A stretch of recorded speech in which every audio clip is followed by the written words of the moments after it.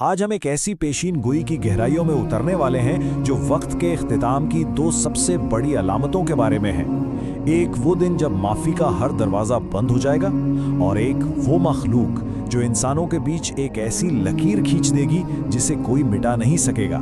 آئیے اس حیران کن داستان کو سمجھتے ہیں۔ ذرا ایک لمحے کو سوچیں تو، اگر ایک صبح ہماری دنیا کا سب سے پکا سچ یعنی سورج کا مشرق سے نکلنا اچانک بدل جائے، کیا ہو اگر فطرت کا وہ بنیادی قانون ہی ٹوٹ جائے جس پر ہماری پوری زندگی کا دار و مدار ہے؟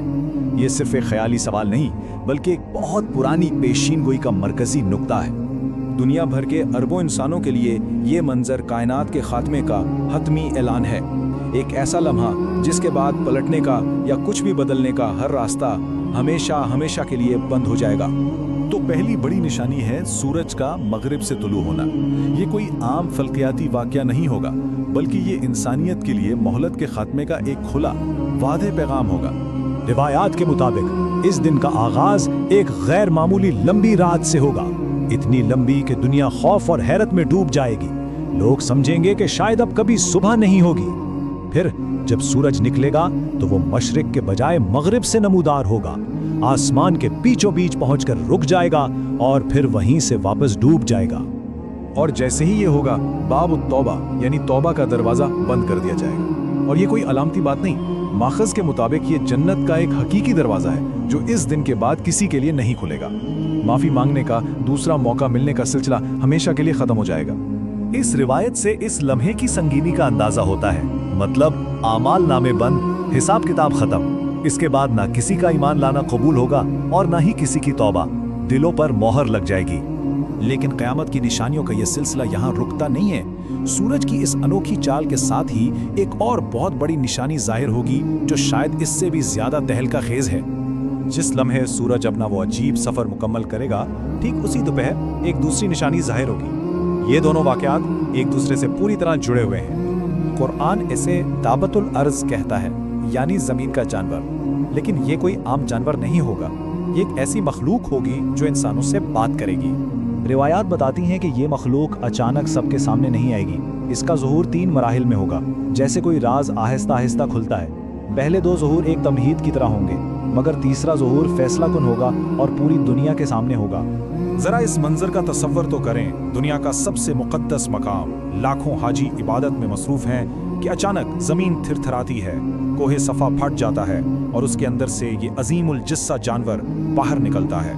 تو اس کا مقصد کیا ہوگا؟ سیدھا انسانیت کی آخری اور اٹل تقسیم۔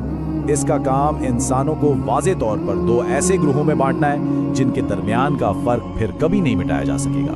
اس کے پاس فیصلے کے 2 آلات ہوں گے، حضرت سلیمان علیہ السلام کی انگوٹھی اور حضرت موسیٰ علیہ السلام کا عصا۔ انگوٹھی سے مومنوں کے چہرے ستاروں کی طرح روشن ہو جائیں گے اور عصا سے کافروں کے چہروں پر ایسی سیاہی چھا جائے گی جو کبھی نہیں مٹے گی۔ اس دن کے بعد ایمان دل کا راز نہیں رہے گا بلکہ چہرے کی پہچان بن جائے گا۔ یہ صرف ایک جانور نہیں ہوگا بلکہ ایک باشعور مخلوق ہوگی جسے اپنا مقصد اچھی طرح معلوم ہوگا، اس سے بھاگنا ناممکن ہوگا۔ یہ واقعہ بتاتا ہے کہ اس کا کام کتنا حتمی اور کتنا ناگزیر ہوگا۔ اور اس نشان کے لگتے ہی انسانی معاشرہ لمحوں میں بکھر جائے گا، رشتے ٹوٹ جائیں گے، خاندان بکھر جائیں گے اور دوستیاں دشمنی میں بدل جائیں گے۔ لوگ ایک دوسرے کو ناموں سے نہیں بلکہ چہروں پر لگے نشان سے پکاریں گے، اے مومن یا اے کافر۔ اچھا، ہم نے یہ تو جان لیا کہ یہ مخلوق کیا کرے گی، لیکن سوال یہ ہے کہ آخر یہ ہے کیا؟ اسلامی روایات میں اس پراسرار جانور کی اصل شناخت کے بارے میں کئی دلچسپ نظریات ملتے ہیں، بالکل ایک پرانی پہیلی کے مختلف ٹکڑوں کی طرح۔ 3 اہم نظریات ہیں۔ پہلا یہ کہ یہ الجساسہ ہے، یعنی دجال کی پراسرار جاسوس۔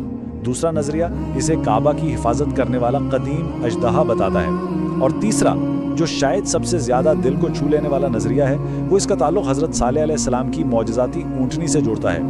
یہ نظریہ بتاتا ہے کہ یہ جانور دراصل حضرت صالح کی اونٹنی کا وہی بچہ ہے جو اپنی ماں کے قتل کے بعد انصاف کی فریاد کرتا ہوا ایک چٹان میں سما گیا تھا، اور ہزاروں سال انتظار کرنے کے بعد وہ اسی فریاد کو لے کر دنیا کے سامنے آئے گا۔ جب یہ جانور اپنا کام مکمل کر لے گا تو آہستہ آہستہ تمام مومنین اس دنیا سے اٹھا لیے جائیں گے، اور پیچھے رہ جائے گی ایک ایسی دنیا جہاں اچھائی کا نام و نشان تک نہیں ہوگا، صرف بدترین لوگ ہوں گے जो खुलेआम गुनाह करेंगे और इन्हीं पर कयामत कायम होगी। ये सारी पेशन गोइयां हमें एक बुनियादी सवाल पर ला खड़ा करती हैं। अगर अकीदा एक अंदरूनी कैफियत के बजाय एक ज़ाहिरी हकीकत बन जाए, अगर अच्छाई और बुराई चेहरों पर लिखी जाने लगे, तो इंसानियत का क्या बनेगा? एक ऐसा सवाल है जिसका जवाब शायद हमें अपने अंदर ही तलाश करना है।